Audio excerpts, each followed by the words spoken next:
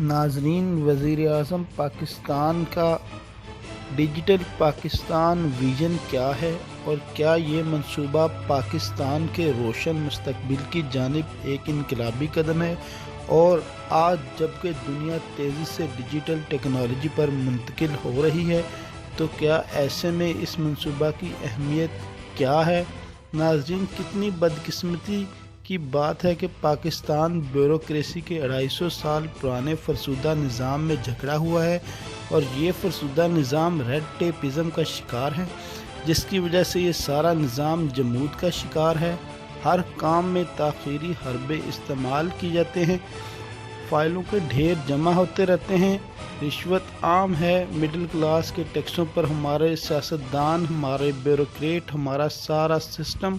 یہ پل رہا ہے، عام آدمی رل کر رہ گیا ہے۔ تو کیا ایسے میں ڈیجیٹل پاکستان ویژن ایک مینارہ نور کی حیثیت رکھتا ہے؟ جی ہاں ناظرین،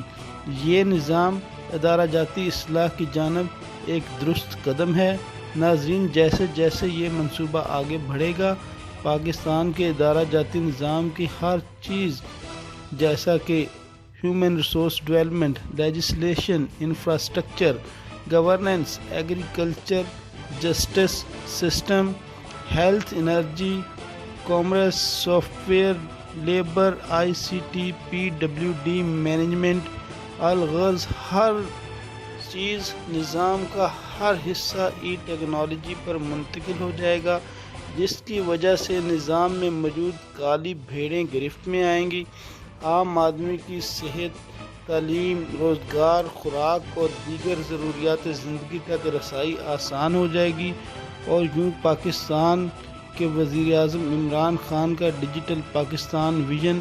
پاکستان کے روشن مستقبل کا استعارہ ثابت ہوگا، اور مدینہ کی فلاحی ریاست کے قیام کی راہ ہموار ہوگی، جس کا وعدہ ہمیشہ پرائم منسٹر آف پاکستان نے قوم سے کیا۔ ناظرین، وزیر اعظم پاکستان کا ڈیجیٹل پاکستان